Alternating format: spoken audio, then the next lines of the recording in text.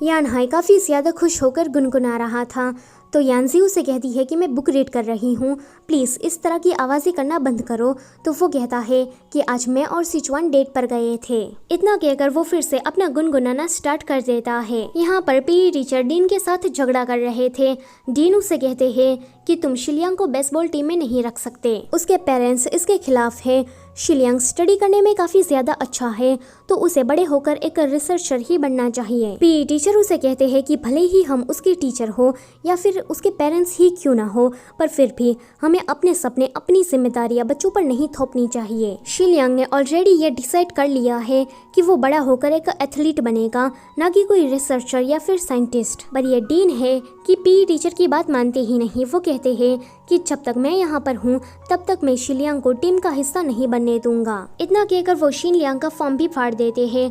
दूर से ये सब कुछ यानजी ने सुन लिया था। उसे पता था कि शिलियांग बास्केटबॉल के लिए कितना ज्यादा क्रेजी है, इसीलिए वो सभी के जाने के बाद डीन के ऑफिस में आती है। वो बास्केटबॉल टीम में शिलियांग का नाम ऐड कर देती है एंड फिर वहाँ से चली जाती है। अगले दिन शिलियांग काफी ज्यादा सैड था क्योंकि अब वो टीम का हिस्सा नहीं रहा।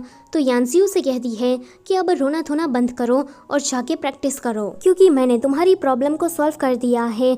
जब डीन को इसके बारे में पता लगता है तो वो शिलियांग और पीटी टीचर से बात करने के लिए आ रहे थे कि तभी ही वहाँ पर यानजी आकर उसके सामने गिर जाती है एंड नाटक करने लगती है कि मुझे तो पैर में और पेट में काफी ज्यादा दुख रहा है। आगे डीन को सीसीटीवी के जरिए पता लग ही जाता है कि ये काम यानजी का है। अगले सीन में शिलियांग भागकर जीशाओ के पास आता है एंड कहता है कि मुझे यानजी की मदद करनी ही होगी, मैं टीम से निकल जाऊंगा, फिर तो यानजी को कोई सजा नहीं मिलेगी। तो जीशाओ उसे कहता है कि ऐसा मत करो वरना यानजी की सारी मेहनत बर्बाद हो जाएगी। कि तभी ही वहाँ पर यानहाई आकर कहता है कि मैंने सुना है कि यानजी को स्कूल से निकाला जा रहा है। यह सुनकर ये सभी शॉक्ड। शिलियांग कहता है कि मैं अभी टीम से निकल जाऊंगा, फिर तो यानजी को स्कूल से नहीं जाना पड़ेगा। तो जीशाओ कहता है कि मेरे पास एक आइडिया है, हम लोग यानजी के लिए पिटीशन लिखेंगे। कि गुशिया आकर कहती है कि मैं भी तुम्हारी मदद करूंगी, यानजी को स्कूल से ना निकाला जाए, इसलिए ये सभी लोग सारे स्टूडेंट और टीचर के पास से साइन करवाते हैं। और जीशाव का ये वाला आइडिया काम भी कर जाता है। वो लोग यानजी के पास आते हैं जो कि कब से रो रही थी। गुशिया उसे कहती है कि डीन ने कहा कि वो तुम्हें स्कूल से नहीं निकालेंगे, पर तुम्हें अब टॉप 50 में आना होगा, इसलिए तुम स्टडी करना शुरू कर दो।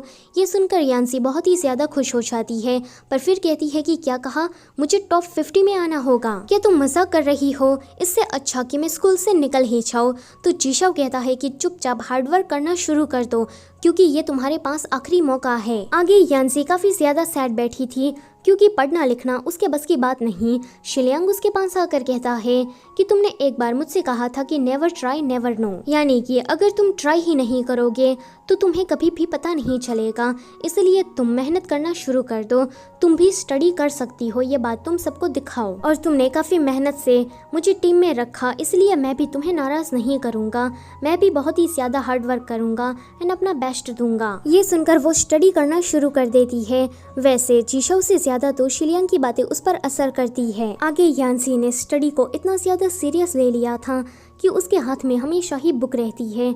जब उसे कुछ समझ में नहीं आता तो वो जीशाओ से पूछ लेती है। शिलियांग को भी उसे इस तरह से देखकर काफी खुशी होती है। एग्जाम के बाद यानजी काफी सैड बैठी थी क्योंकि वो टॉप 50 में आने से बस 5 नंबर ही पीछे रह गई थी। शिलियांग उसके पास आकर उसे कहता है कि तुम तो ऐसा सैड बैठी हो मानो जैसे तुम्हारी दुनिया ही उछड़ गई हो, तुम सिर्फ 5 नंबर से ही पीछे रह गई हो, तो इसका मतलब ये है कि तुमने हार्डवर्क करके खुद को इम्प्रूव किया है। यानजी फिर भी स्माइल नहीं करती तो वो उसे कहता है कि जिंदगी में हमें बहुत सारे मौके मिलेंगे जहाँ पर हमें खुद को प्रूफ करना होगा, तुम बस एक बार फेल हुई हो, जिंदगी काफी ज्यादा लंबी है, अभी भी तुम्हारे पास बहुत सारा टाइम है। फिर यानजी घर आ जाती है। डैड उसे सैड देखकर डीन के पास बात करने के लिए चाहते हैं कि मेरी बेटी टॉप 50 में नहीं आई है, पर उसने बहुत ही ज्यादा मेहनत की है, तो प्लीज आप उसे स्कूल से मत निकालिएगा।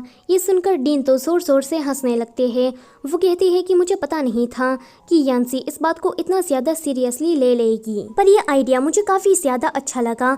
वो यानजी के पास जाकर कहते हैं कि मैं तुम्हें स्कूल से नहीं निकालूंगा, मैंने तुम्हें दूसरा चांस देने का फैसला कर लिया है, अब तुम्हें टॉप 30 में आना होगा। ये सुनकर वो कहती है कि ये तो मिशन इम्पॉसिबल है। वो हार मानकर जाने लगती है। शिलियांग उसे मनाने के लिए आया था पर वो उसकी बात सुनती ही नहीं। शिलियांग आज भी पूरी रात उसके घर के सामने ही खड़ा रहता है।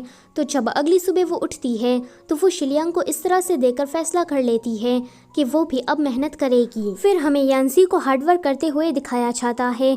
पूरा सेमेस्टर ऐसे ही निकल जाता है। यांजी बहुत ही ज्यादा खुश नजर आ रही थी। इसका मतलब ये है कि वो टॉप 30 में आ गई है। जीशो यांजी के घर के सामने खड़ा था पर वो उसके घर के अंदर नहीं जाता। उसके हाथ में यांजी की फेवरेट कॉटन कैंडी थी।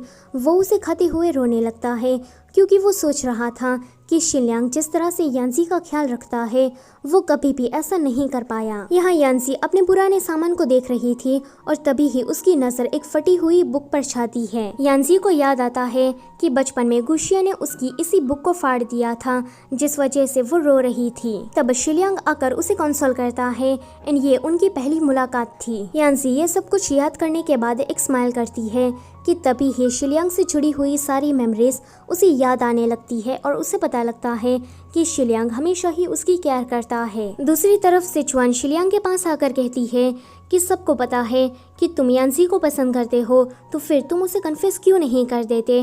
कहीं ऐसा ना हो कि तुम्हें बाद में रिग्रेट हो। तुम जल्दी ही अमेरिका जाने वाले हो तो प्लीज जाने से पहले उसे अपनी फीलिंग्स बता दो। ये सुनकर शिलियांग यांजी को कन्फेस करने के लिए वहाँ से भागता है। यहाँ पर यांजी को भी रियलाइज हो गया था कि वो शिलियांग को पसंद करती है, इसलिए वो भी कन्फेस करने के लिए भाग रही थी कि तभी ही उनका आमना सामना रास्ते में हो जाता है। ये वाला सीन यहीं पर ही कट होता है। फिर हमें कहानी 9 सालों के बाद की दिखाई जाती है। किसी फिल्म शूटिंग साइट पर सभी लोग यांजी को ढूंढ रहे थे क्योंकि वो एक स्क्रिप्ट राइटर है। यांजी हमसे कहती है कि मैंने कॉलेज पूरा कर लिया है और मैं पिछले 5 सालों से काम कर रही हूँ। शिलियांग अपना सपना पूरा करने के लिए अमेरिका चला गया।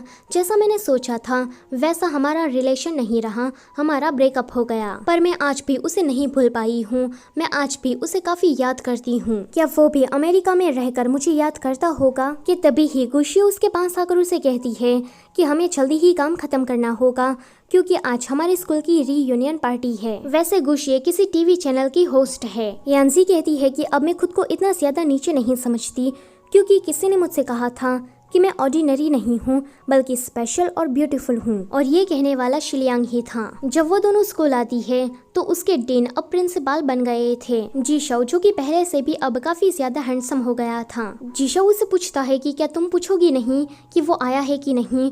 तो यांजी कहती है कि मुझे उस लड़के की कोई परवाह नहीं है। जीशो कहता है कि मैंने यहाँ पर 1 लाख बुक्स डोनेट की है क्योंकि हमारी लाइब्रेरी से काफी यादें जुड़ी हुई है। जब वो लोग प्लेग्राउंड की तरफ जाते हैं तो हमें पता लगता है कि सिचुआन और यानहाई ने शादी कर ली है और यानहाई अभी पीई टीचर बन गया है। उसके बाद हमें पार्टी का सीन दिखाया जाता है। यांजी की नजरें शिलियांग को ढूंढ रही थी कि गुशिया को जुआन का वीडियो कॉल आ जाता है। जुआन कहती है कि मैं वहाँ पर नहीं आ सकती क्योंकि मैं काम की वजह से काफी ज्यादा बिजी हूँ। वैसे क्या अमेरिका से शिलियांग वापस आया? तो ये सुनकर यांजी का मुंह उतर जाता है। जीशो उसे इस तरह से देखकर शिलियांग को कॉल करके कहता है कि तुम आ रहे हो कि नहीं। एक लड़की यांजी के पास आकर कहती है कि क्या शिलियांग तुम्हारे साथ नहीं आया क्योंकि कॉलेज में तो तुम दोनों काफी फेमस कपल थे। तो वो कहती है कि हमारा कब से ब्रेकअप हो गया है। यांजी पार्टी को छोड़कर केबल कार में बैठ जाती है एंड जोर जोर से चिल्ला रही थी कि शिलियांग मैं तुम्हें काफी पसंद करती हूँ, तुम वापस क्यों नहीं आए? मुझे तुम्हारी काफी ज्यादा याद आ रही है। चिल्लाने के बाद यांजी को काफी ज्यादा अच्छा लग रहा था। जब वो घर वापस जा रही थी कि तभी ही पीछे से उसे कोई मारता है। यांजी को याद आता है कि इस तरह तो हमेशा शिलियांग ही उसके साथ करता था। जब वो पीछे मुड़कर देखती है तो वहाँ पर शिलियांग खड़ा था। शिलियांग जल्दी से उसे टाइटली हग कर लेता है मानो जैसे वो उसे कहना चाहता हो कि अब मैं तुम्हें कभी भी छोड़कर नहीं जाऊंगा। और दूर से ये सभी लोग उन दोनों का रीयूनियन होते हुए देखते हैं। और इसी के साथ ये ड्रामा यहीं पर ही खत्म होता है। वीडियो अच्छी लगी है तो उसे लाइक कर दो और अपने फ्रेंड्स के साथ इसे शेयर करना मत भूलना और कमेंट करके ज़रूर बताना कि आपको ये स्टोरी कैसी लगी है। और अगर आप लोग चैनल पर पहली बार आए हो तो उसे सब्सक्राइब भी करते जाओ। Thank you for watching.